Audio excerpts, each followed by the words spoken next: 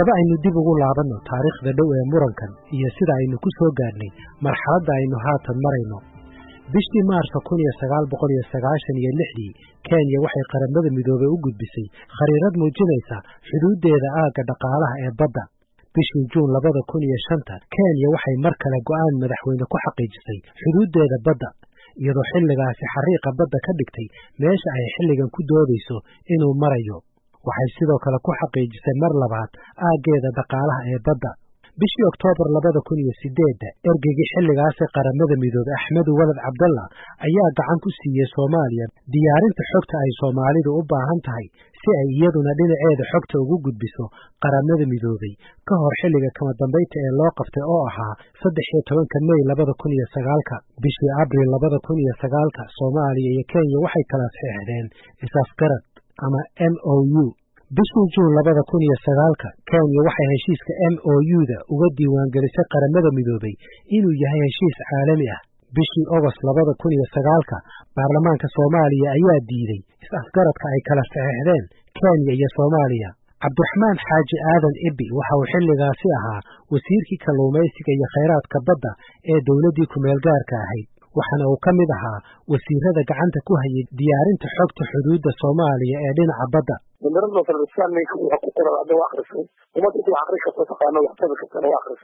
in dowladda walbaba ay mataqaanaa barnaamijkeeda kontinental shelfiska ay raadsato ay waxayna mataqaanaa iyadu ay ka doonato ICLOS iyo mataqaanaa United Nations. kadibna maba la hadlinba waxa uu soo baxay markay iyada ay warqad gooni ee qoratay markaas baraaruga yimid oo oranayo mooyinkaas macquul ma aha, wax soconayana ma aha. annagana waxaan qoranay markaas warqadda aad aragtay oo aniga aan dad ku saxiixay lafteeda oo Prime Minister Cumar Cabdirashiid uu ku qoray magaciisa oo aan u dirnay mataqaanaa Secretary General mataqaanaa United Nations Ban Ki-moon aan leenahay annagu reservationka ka qabnaa waxyaabaha ay dowladda Kenya ku raadsanayso arrimaha delimitationska mataqaanaa oo badda. markaas dowladda jirtay iyo dowladda kale dowladda Xasan Sheekh Maxamed Mursi madaxweynaha waaba ka sii wanaajiyey wuxuu yiri absolutely annagu ban laga hadli karo arrimaha xeebaha Soomaaliyeed xariijin la sameeyo iyo mataqaanaa xuduudka Soomaaliya madalayadeena loo go'aamiyay kontinental shelfiska oo sababta badda ee dowladda leedahay laga hadlay ayada markii ay u gudtay mataqaanaa xariijinta iyo xuduudeynta iyo arrimaha badda iyo dhinaca aad markii aadan waxa markii loo qoray United Nations la leeyahay annagu waxaan rabnaa in aan wax annaga sida ay ICLOS caadiga loo marayo oo si jirkii la marayo inaan marno.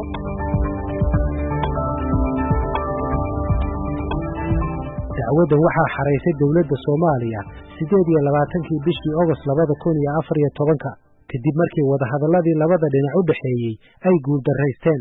Kenya waxay iyadu aaminsan tahay inaan wadahadalada lagu guuldarraysan, waxayna si joogto ah ugu ololeynaysaa in kiiska laga saaro maxkamadda ICJ, labada dowladoodna ay ka wada hadlaan.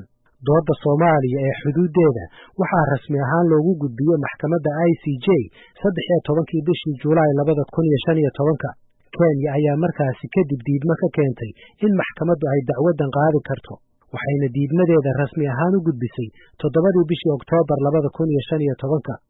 bishii Febraayo 2017 maxkamaddu waxay laashay diidmadii Kenya ee ahayd inaysan maxkamaddu awood u lahayn qaadista dacwaddan.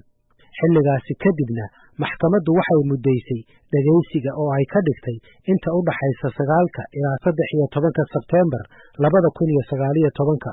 haddaba waa maxay mowqifka labada dowladood marka ay noqoto xuduudda dhulbadeedkooda? dhulbadeedka lagu muransan yahay ayaa lagu sheegay inuu dhan yahay 100,000 oo kiiloomitir oo isku wareeg ah oo ku yaala badweynta Hindiya, lana aaminsan yahay inay ku jiraan kheyraad badan oo shidaal ah. Soomaaliya mowqifkeedu waa in xuduudda badda ee labada dal u dhaxaysa ay ku salaysnaato xagal toosan oo waafaqsan xuduudda dhulka iyadoo la raacayo mabda'a equidistance principle. mabda'aasi oo ay aqoonsan tahay hay-adda badda ee qaramada midoobay iyo dowladaha caalamkuba. wadamo badanna ay ku xalliyeen muranka u dhaxeeya. safiirka Soomaaliya ee Midowga Yurub Dr. Cali Siciid Fiqi ayaa ka warramaya mowqifka dowladda Soomaaliya. Kenya iyada ayaa waxay go'aansatay intaan annaga maaragtay dagaaladii aan ku jirnay 2005 inay maaragtay go'aansatay inay xuduudda sida iyada u rabto u goosato, taasoo ah maaragtay waxay goosatay wax la yidhaahdo parallel line to the line of latitude. Marka taana maaragtay haddii taa la raaco waxay Soomaaliya luminaysaa 100,000 square kilometer. Ma runtii oo meel area ah oo maaragtay kheyraad fara badan ka buuxo ayay luminaysaa maaragtay. Marka anaga waxaan leenahay hala raaco sida adduunyada ay isku raacday oo la ogyahay xuduudaha loo jaro labada wadan oo deris ah kaasoo ah equidistance principle. Kenya iyadu waxay ku doodaysaa in xuduudeedu halka ay marto ay ka duwan tahay sida ay sheegayso Soomaaliya. Waatan wasiirka arrimaha dibadda ee Kenya Monica Juma oo warbaahinta la hadlaysay bishii June ee sanadkan. The most important thing is to stay within the confines of the rule of law and international customary practice. There is an understanding throughout the African continent that we would retain the colonial boundaries as well, and there is a rationale for that. waxa ugu muhiimsan ayaa ah in lagu jiro xeyndaabka sharciga iyo xeerarka caalamiga ah. waxaa jira isfaham dhammaan qaaradda Afrika inaan ku dhaqanno xuduudihii gumaysaha sabab ayayna taasi leedahay. sidaas daraadeed waxaan filaynaa in xubin kasta oo ka mid ah midowga Afrika uu mabda'an u hoggaansamo. waa tallaabada ugu horreysa ee lagu soo celin karo xasiloonida iyo daris wanaagga dhammaan qaaradda. Monica Juma waxay kaloo ku dooday in Kenya ay Soomaaliya ku wargelisay damaceeda xilliyo kala duwan.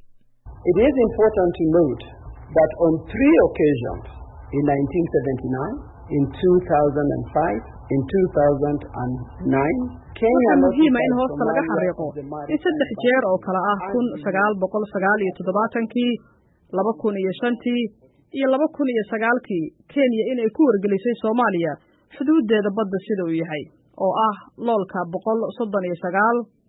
139.43.2 koonfur. waxaanan ku sheegnay 3 ogeysiis oo ka soo baxay madaxweynaha. Kenya waxay sidoo kale ku sheegtay qoraaladeeda inay wax badan u qabatay Soomaaliya haddii ay noqoto ciidamo ay u soo dirto qaxootiga oo ay martigeliso iyo la dagaalanka ururka Al-Shabaab. Soomaaliyase waxay ku adkaysatay in kiiskan lagu qaado maxkamadda caalamiga ah ee garsoorka ICJ. Professor Afyare Cabdi Cilmi waxa uu wax ka dhigaa jaamacadda Qatar waxaana uu daraasad ku sameeyay amniga badaha. waxaan wax ka weydiiyey sababta ay Kenya ugu adkaysanayso in kiiskan lagu xalliyo xaal masuur. Kenya mar walba cabsi waxay qabtay sida xuduudku uu u samaysmaayo marka international law-ga la isticmaalo in uu ayaga ku jiifo oo uu dhib ku yahay. marka taana aniga waxaan ka soo qaadanayaa waraaqaha ay u dirayeen qaramada midoobay gaar ahaan CLCS si cadid ugu leeyihiin annaga kiiska yagayaan caadi loo fiirina si gaar ah loo eego. marka taa markaad fiiriso iyo dhaqanka hadda ay Soomaalida ay siyaasiyiinteeda ay ku dhimayaan iyo dhaqanka guud markaad fiiriso waxa ii muuqata aniga in xoogaa Kenyaanku ay dareensan yihiin in aysan kiiskooda uusan xoog lahayn. dabcan wuxuu waa maxkamado go'aanku meeshuu rabo u dhici karaa laakiin taasaa laga fahmi karaa yani dhaqanka meesha yaalla.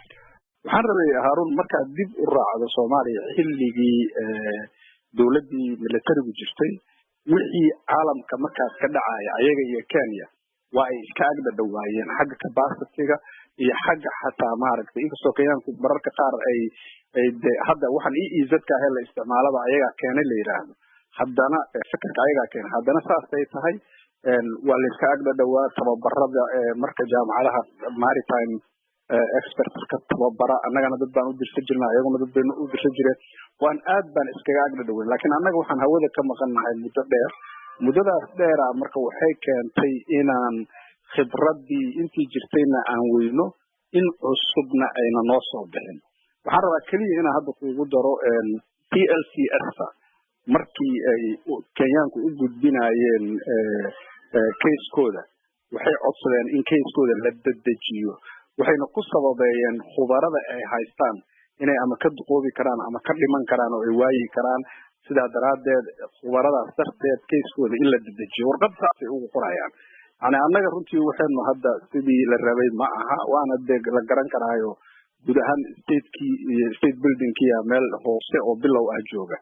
Professor Cabdi Ismaaciil Samatar waxa uu juqraafiga ka dhigaa jaamacadda Minnesota waxa uu ku doodayaa in qaabka shuruucda caalamiga ee badaha ee xilligan u yaala dunida ay saacidayso Soomaaliya. markaan arrintaa eegeen si wanaagsan u darsay waxa ii muuqatay in dooda dadka dowladda Soomaalida markii Xasan Sheekh aan ahaato ama tan Maxamed Farmaajo ha noqotee inay fahmeen inay ku joogaan xaqii sharciga adduunka.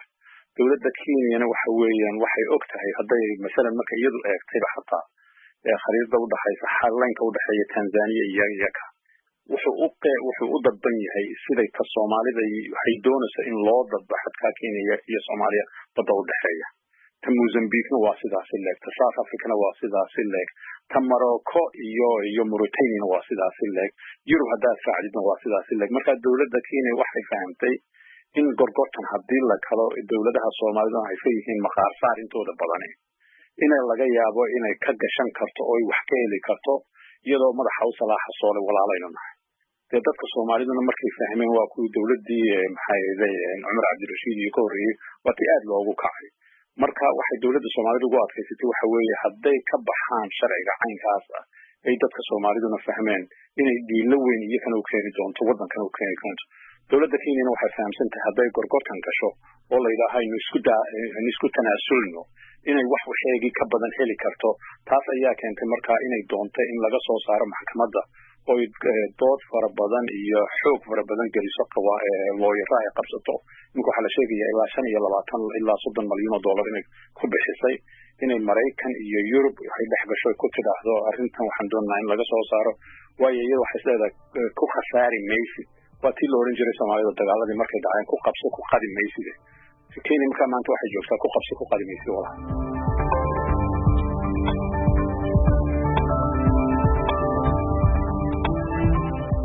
bishii Febraayo ee sanadkii hore xiriirka labada wadan ee Soomaaliya iyo Kenya si weyn ayuu hoos ugu dhacay.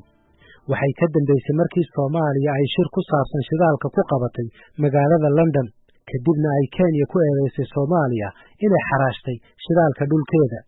Soomaaliya waa ay beenisay taas waxayna sheegtay inaysan qorshaha ugu jirin xaraashka shidaalka ee dhulka la isku hayo tan iyo inta maxkamadda ICJ ay go'aan ka gaarayso. Kenya waxay xilligaas u yeeratay safiirkeedii Muqdisho, waxayna safiirka Soomaaliya ee Nairobi ku amartay inuu ku laabto Muqdisho wada tashina uu la soo sameeyo dowladda Soomaaliya. haddaba dhinac kastaba go'aanku ha u dhacee sidee ayaa dacwadani ay u saameyn doontaa xiriirka labada wadan ee Soomaaliya iyo Kenya? xildhibaan Safiya Cabdinuur oo ka tirsan baarlamaanka Kenya iyadu waxay ku tilmaantay xiriirka xumaada ee labada wadan nasiib darro.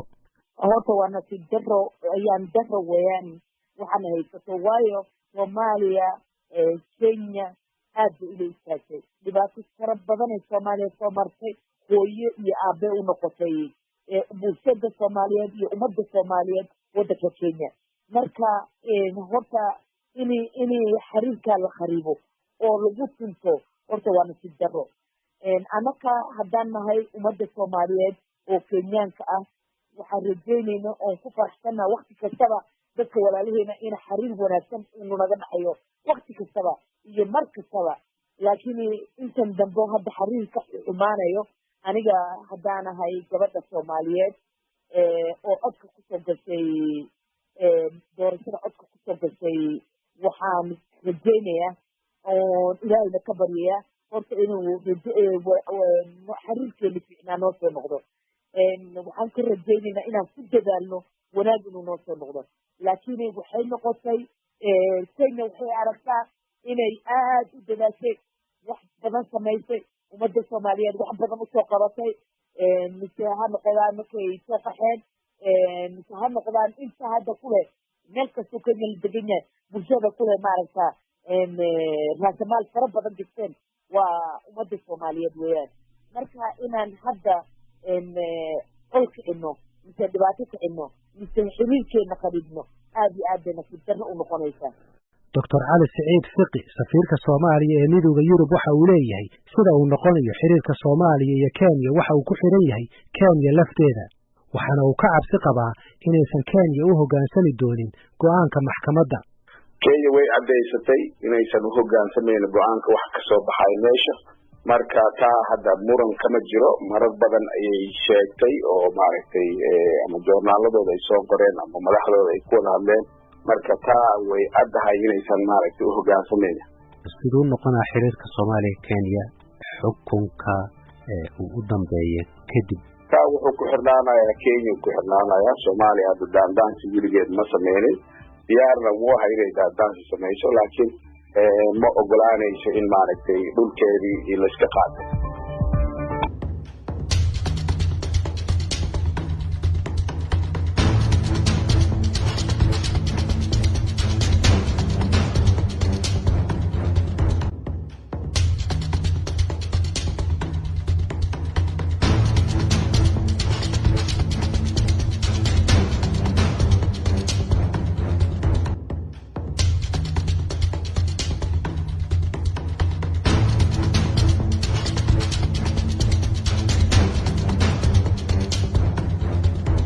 fadlan haddii aad ku cusub tahay channelkan ha iloobin inaad subscribe aad tiraahdo haddii se aad tahay macmiil soo noqday ha iloobin in aad gambaleelka aad furato si aad ula socoto waxyaabaha aanu soo gelino channelkan haddii aad u aragto in muuqaalada noocan oo kale ah aad wax ka faa'iideyso like saar si aan u aragno cadadda tirada danaynaysa mahadsanid